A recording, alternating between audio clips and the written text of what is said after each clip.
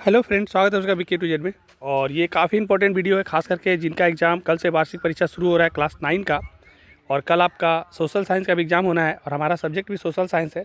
आप सभी से मेरा रिक्वेस्ट यही है कि इस वीडियो को आप ध्यान से 1 से 2 बार सुनेंगे और कुछ क्वेश्चन को आप नोट्स भी कर लेंगे जो आपको नहीं आता है, और इसको आप अच्छे से और ज़्यादा आप बना के लिख सकते हैं तो बिल्कुल बना के लिख सकते हैं।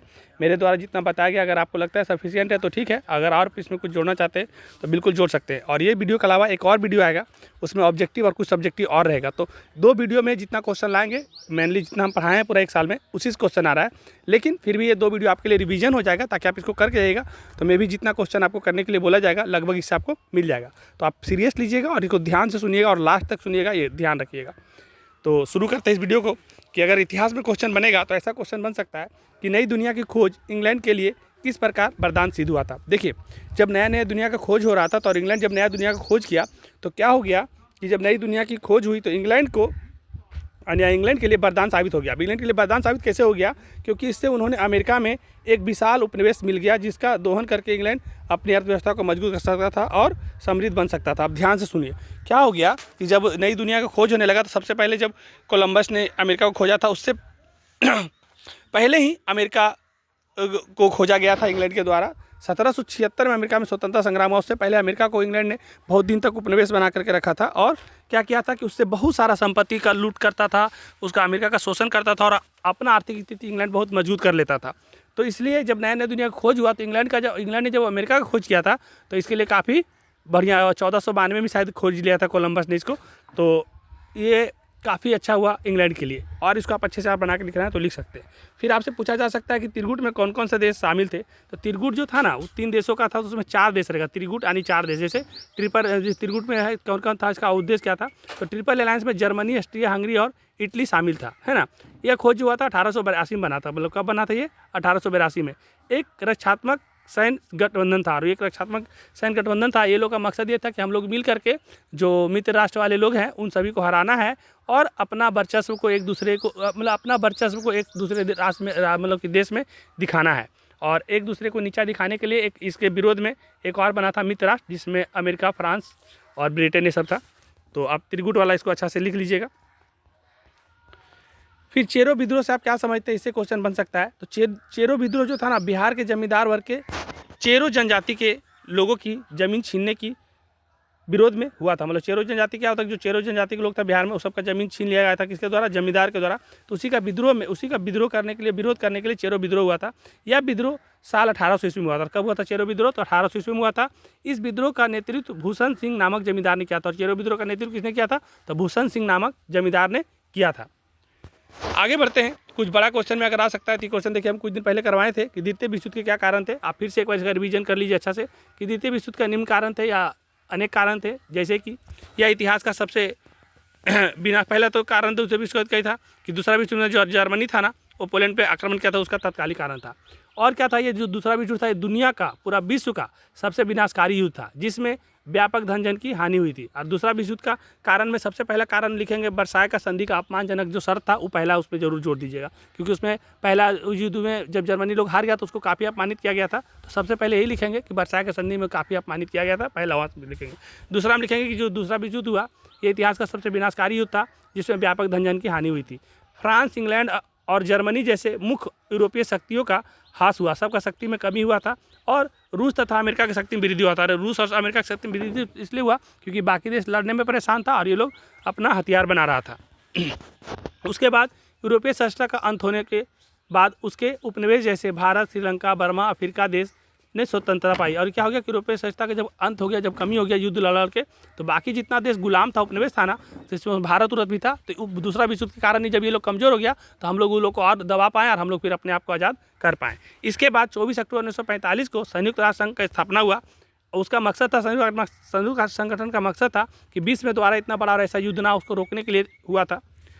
पूरा विश्व जो था वो 3 खेमा में बट गया था। तो उसमें साम्यवादी, पूंजीवादी तथा गुटनिरपेक्ष खेमा में बट गया था। इतना क्वेश्चन करेंगे तो मेरे हिसाब से आपको जितना क्वेश्चन हिस्ट्री में पूछा जाएगा मैं भी आपको लड़ जाएगा, क्योंकि 6 में 3 ही क्वेश्चन लिखना रहेगा शॉर्ट क्वेश्चन में, और 2 में 1 ही क्वेश्चन लिखना रहता है लॉन्ग में। हमको लग रहा है कि इसमें से कोई ना कोई क्वेश्चन आपके एग्जाम में आने का पूरा चांसेस है, ये ध्यान रख लीजिए। और आप इसको बढ़िया से एक दो बार सुन लीजिए और अच्छा से अपने हिसाब से लिख लीजिए। पॉलिटिकल साइंस में कुछ क्वेश्चन बन सकता है कि लोकतंत्र के 2 गुण लिखिए, 3 गुण लिखिए, 4 गुण लिखिए। लोकतंत्र का बहुत सारा गुण है, हम 3 यहाँ पर आपको दिखा दे रहे हैं। लोकतंत्र में क्या होता है कि जनता के प्रति उत्तरदायी शासन होता है। लोकतंत्र में जिसको भी चुनते हैं तो अपना मनमानी वो काम नहीं कर सकता। अगर वो अपना मनमानी काम करता है, जनता के प्रति अगर उत्तरदायी नहीं रहेगा, तो अगला 5 साल को उसको चुनाव में हटा दिया जा सकता है। तो सबसे पहला पॉइंट लिखेंगे लोकतंत्र का गुण कि वो जनता के प्रति उत्तरदायी शासन होता है। दूसरा, न्याय मिलने की सर्वोत्तम अवसर है। लोकतंत्र में क्या होता है, कोई भी अत्याचार है, कुछ भी चीज़ आपके ऊपर होगा तो न्याय मिलने का पूरा चांस है। यहाँ पर कोई राजा का शासन नहीं कि जो बोलेगा वही होगा, जो सही रहेगा उस पर आपको सही रिजल्ट मिलेगा, सर्वोच्च अवसर उसके लिए है। फिर है जनता को सरकार को चुनने की अधिकार है, और जनता को सरकार का चुनने का अधिकार है। अगर कोई भी सरकार अच्छा काम नहीं करेगा तो सरकार क्या कर सकती है, उसको हटा करके नया सरकार का गठन कर सकती है, दूसरा चुनाव करा सकती है। प्रस्तावना से आप क्या समझते हैं, तो लिखेंगे प्रस्तावना किसी भी संविधान या दस्तावेज का प्रारंभिक कथन होता है जो इसके उद्देश्य, लक्ष्यों और सिद्धांतों को संक्षेप में प्रस्तुत करता है। जैसे कि भारत का संविधान क्या है, एक तरह से ना हमारा जो प्रस्तावना है वो संविधान का एक तरह से आईना है, जो हमको प्रस्तावना में देखने के लिए मिलता है। एक तरह से उसका झलक है, जैसे हम लोग कोई चीज़ का झलक आईना में देख लेते हैं, उस तरह से हमारा जो प्रस्तावना है वो संविधान का आईना है। फिर बड़ा क्वेश्चन में बन सकता है कि राष्ट्रपति के अधिकार और उसका कार्य का वर्णन करिए। तो आप लिखिएगा कि भारत के जो राष्ट्रपति हैं उनका अधिकार और कार्य क्षेत्र का बहुत सारा चीज़ है, लेकिन उसमें से लिख देंगे कि उसका मुख्य रूप से इस श्रेणियों में विभाजित किया गया, निम्न श्रेणियों में विभाजित किया है। तो सबसे पहले राष्ट्रपति के पास कार्यकारी अधिकार होता है। राष्ट्रपति के पास क्या होता है, कार्यकारी अधिकार होता है। राष्ट्रपति भारत के संविधान के अनुसार कार्यपालिका का प्रमुख होता है, और राष्ट्रपति भारत का पहला नागरिक होते हैं। प्रधानमंत्री और मंत्रिपरिषद की नियुक्ति करता है। राष्ट्रपति जो होते हैं प्रधानमंत्री, और प्रधानमंत्री कहने पर अन्य मंत्रियों की ये नियुक्ति करते हैं। राज्यों के राज्यपाल उच्चतम न्यायालय के न्यायाधीश और राज्यों के राज्यपाल उच्च न्यायालय और उच्चतम न्यायालय के न्यायाधीशों की नियुक्ति करते हैं। मतलब जितना भी राज्य का राज्यपाल है उसका नियुक्ति राष्ट्रपति करते हैं। उच्च न्यायालय और सभी सर्वोच्च न्यायालय के जो न्यायाधीश होते हैं उसका नियुक्ति भी राष्ट्रपति करते हैं। जितना भी सेना है भारत का, सभी सेना का सर्वोच्च कमांडर राष्ट्रपति होते हैं, और इनके पास विधायी अधिकार भी है। तो दूसरा हम लिखेंगे विधायी अधिकार। संसद के सत्र को बुलाने का, जो कोई भी संसद का सत्र चलाना है तो बुलाने का अधिकार राष्ट्रपति को, उसको स्थगित करने का है। जब भी कुछ भी हो जाएगा तो उसको भंग करने का अधिकार राष्ट्रपति के पास है। राष्ट्रपति के पास किसी को फांसी हो गया ना, उसको माफ़ करने का भी शक्ति है। संसद द्वारा पारित विधेयकों को मंजूरी देना या वापस भेजना, जो भी संसद के द्वारा विधेयक मंजूर मिल गया उसको वापस भी भेज सकते हैं। इसके पास वीटो पावर भी है, पॉकेट वीटो भी है। अध्यादेश जारी करने का अधिकार है। अब जब भी कभी भी कुछ भी विशेष चीज़ हो जाए, कभी युद्ध हो जाए या कुछ भी हो जाए, तो कोई अध्यादेश भी ला सकते हैं। तो जब भी संसद सत्र में कुछ भी इधर उधर हो या कोई भी देश में कुछ भी होगा तो इनको अध्यादेश जारी करने का अधिकार है। जब संसद में सत्र ना हो तो फिर से बुला सकते हैं सभी को। फिर आप इतना कर लीजिएगा तो आपका पॉलिटिकल साइंस में लगभग काम हो जाना चाहिए।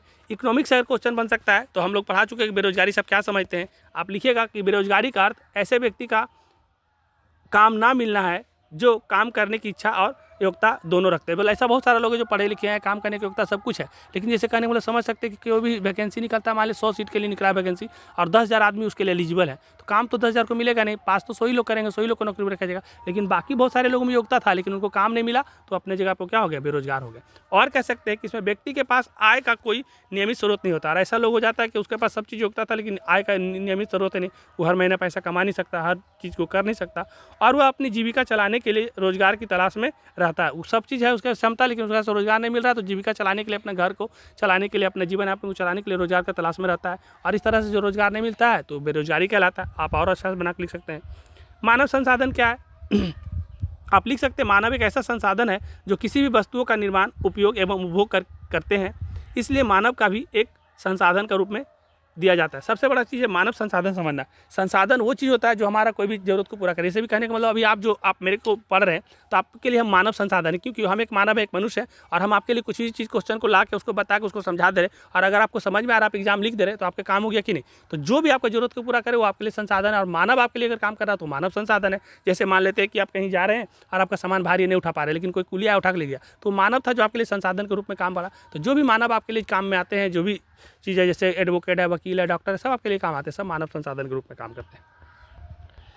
फिर बड़ा क्वेश्चन में आपको आ सकता है कि भारत में मानवीय पूंजी निर्माण के विकास की विवेचना करिए। तो लिखिएगा कि भारत में मानवीय पूंजी का निर्माण के विकास की विवेचना इस प्रकार हम कर सकते हैं। सबसे पहले भारत में मानवीय पूंजी में क्या क्या आता है, तो शिक्षा आता है, स्वास्थ्य आता है, और होगा रोजगार और प्रशिक्षण आता है। तो आप यहाँ से लिखिएगा कि मानवीय पूंजी का निर्माण या विकास की विवेचना हम इस प्रकार कर सकते हैं। शिक्षा जो है मानव पूंजी का निर्माण का एक महत्वपूर्ण स्रोत है। जैसे कहने मतलब हम अगर पढ़ाई के दौरान 2 लाख 4 लाख 5 लाख 10 लाख रुपये पढ़ाई करके अच्छा से पढ़ाई कर लिए और ज़िंदगी में अगर हम कुछ बन गए तो क्या हुआ कि हम एक तरह से जो पैसा लगाए वो धीरे धीरे हम उसको कमा सकते हैं। तो शिक्षा जो मानव का एक पूंजी है, जितना भी खर्च हो रहा है एक दिन आएगा वापस, उससे ज़्यादा आएगा।